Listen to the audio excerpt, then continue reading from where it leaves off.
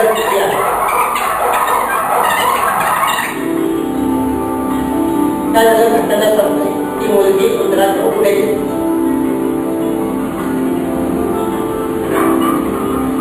आपल्या पुत्राला ते कार्यावर आलं, धापा टाकल्या त्याने आणि म्हणजे शांतपणे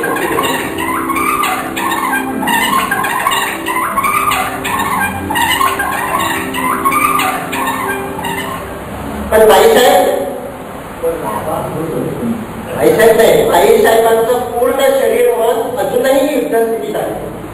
घटना संपून गेली आहे. पुत्र सुद्धा युद्धस्थितीत होतं. ते जागेवर आलं, थोड्या वेळाने धापा टाकली. 1 मिनिटात त्याचं शरीर पूर्णतः शांतता स्थितीत गेलं. त्याच्या शरीरात मगाशी जे काही सगळे बदल झाले होते ते सगळे रिव्हर्स झाले. आता आपल्याकडे रक्तपुरवठा वाढायला लागला, वाढलेलं बीपी नॉर्मलला आलं, हृदयाची गती कमी झाली.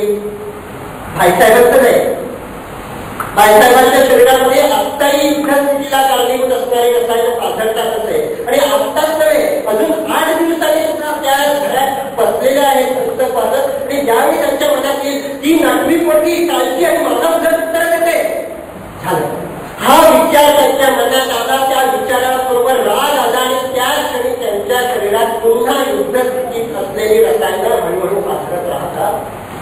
आणि त्यामुळे आपलं शरीर खऱ्या अर्थानं पूर्णतः शांतता स्थितीत कधी येतच नाही. युद्धस्थितीला कारणीभूत असणारी रसायनं आपल्या शरीरात सतत थोडी पासरत राहतात.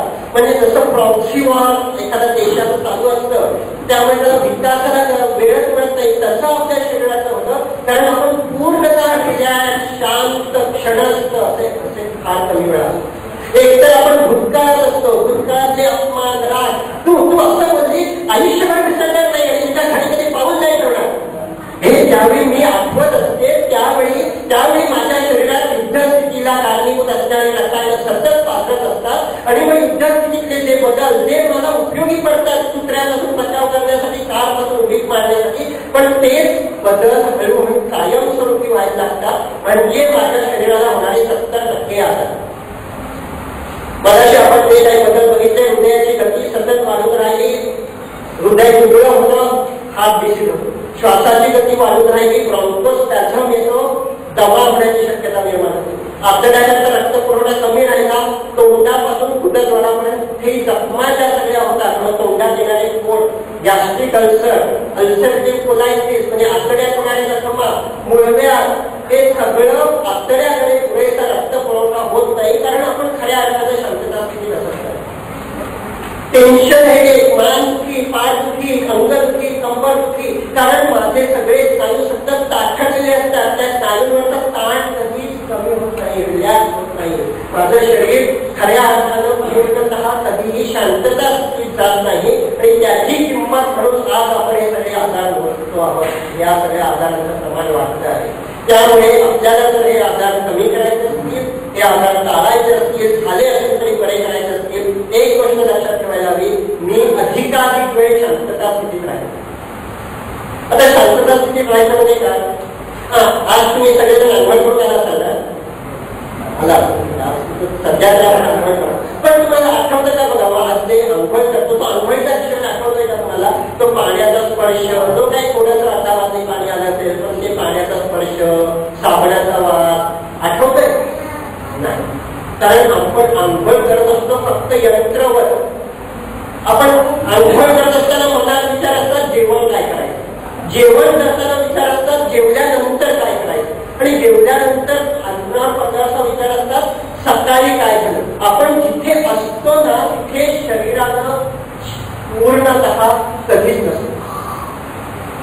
आणि म्हणूनच आपण युद्धस्थितीत असतो. शांतता स्थितीत राहण्याचा एक साधा सोपा मार्ग म्हणजे जे काय मी करतोय हे पूर्ण समरस होऊन ते करेल. पण आता जेवण करायचं असेल तर जेवताना सुद्धा मी त्या जेवणामध्ये पूर्ण समरस होईल. मग तो खास जी काही भाजी भाकरी असेल मी बघेन, त्याचा रंग अनुभवेन, त्याची चव त्याची जिभेवर ठेवेन, छोटे छोटे घास घेईन, थोडं जेवेन. असं जर जेवलं ना तर थोडं जेवलं तरी आपलं समाधान होतं. आणि मग जेवण खास नाही ध्यान होऊ शकतं. ध्यान म्हणून वेगळं काही करण्याची आवश्यकता नाही. जी कृती आपण पूर्ण समरसतेनं पंच ज्ञानेंद्रिय त्यामध्ये ओतून करतो, पूर्णतः क्षणस्थ होऊन करतो, ती म्हणजे ध्यान. ध्यान म्हणजे मनाला क्षणस्थ होण्याची लावणारी सवय. आणि जेवढा आपण अधिकाधिक वेळ करतो तेवढा वेळ आपण शांतता स्थितीत असतो. त्यामुळे आपल्याला जर आजार कमी करायचे असतील तर मनाला ही एक सवय लावायला हवी. तरी सुद्धा आपण काही वेळा युद्धस्थितीत जाणार. त्यावेळी असं लक्षात यायला हवं, आता मी घरात बसले आणि तरी उगाच रागावले किंवा उगाच उद्याचं टेन्शन करते. ज्यावेळी हे लक्षात येईल त्या क्षणी दीर्घ श्वसन सुरू करायचं. खोल सावकाश छाती भरून पोट भरून सावकाश श्वास घ्यायचा, सावकाश सोडायचा, सावकाश घ्यायचा, सावकाश सोडायचा. ज्यावेळी तुम्ही असं मिनिटभर 2 मिनिट दीर्घ श्वसन करता त्यावेळी तुम्ही तुमचं शरीर युद्ध स्थितीतून शांतता स्थितीत येईल. कारण काय, आपण बरोबर विरुद्ध गोष्ट करत असतो. ज्यावेळी आपलं शरीर मग युद्ध स्थितीत जातं, श्वास वेगळा होऊ लागतो, खास होऊ लागतो, उथळ होऊ लागतो. ज्यावेळी तुम्ही जाणीवपूर्वक खोल श्वास सावकाश श्वास घेऊ लागता त्यावेळी आता शरीर मला जाणवतं नाही आता काही धोका दिसत नाही बाहेर. आता रिव्हर्स होते सगळ्या प्रोसेस, आतड्याकडे रक्तपुरवठा वाढू दे. आणि सगळ्या ज्या काही मनाच्या प्रक्रिया बघितल्या आपण त्या शांतता स्थिती पुन्हा सुरू होते. त्यामुळे त्या क्षणी हे जाणवेल की आता आपण उगाच अननेसेसरी युद्धात आहोत. त्यावेळी दीर्घ श्वसन सुरू करायचं. श्वास आपल्या अंतर्मन आणि बहिर्मन याला जोडणारा सेतू आहे, पूल आहे.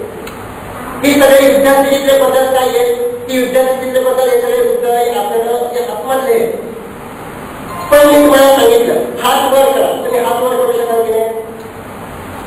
पण मी तुम्हाला सांगितलं की आतड्याची हालचाल जरा फास्ट करा. आता आहे करायला नाही, कारण ती आपल्या सबकॉन्शियस माइंडशी अंतर्मनाशी संबंधित आहे. ते बदल आपण असे बुद्धीनं नाही करू शकत. हात वर करू शकतो, पाय बराबर चालू शकतो, पण आतड्याची हालचाल नाही करू शकत. पण आपले युद्धस्थितीतले सगळे बदल तर अंतर्मनाशी संबंधित असतात. मग आता या अंतर्मनातले बदल जर समजायचे असतील तर काय करायला हवं, आपल्याला या बहिर्मनाकडून अंतर्मनाकडे जायला हवं. आणि श्वास ही अशी एक गोष्ट आहे की जी बहिर्मनाशी सुद्धा संबंधित आहे. आपण ती जाणीवपूर्वक कमी जास्त करू शकतो आणि ती अंतर्मनाशी संबंधित आहे. ज्यावेळी मी युद्धस्थितीत जातो त्यावेळी माझी श्वासाची गती माझ्या नकळत वाढलेली असते. त्यामुळे श्वास हा या प्लॅटफॉर्मवरून त्या प्लॅटफॉर्मवर जाणारा ब्रिज आहे. आपण मधून खालून जाऊ शकत नाही. त्या ब्रिज मधून जाणं तर आपण कॉन्शियस माइंड कडून सबकॉन्शियस माइंड कडे पोहोचू शकतो. आणि म्हणून श्वास ज्यावेळी तुम्ही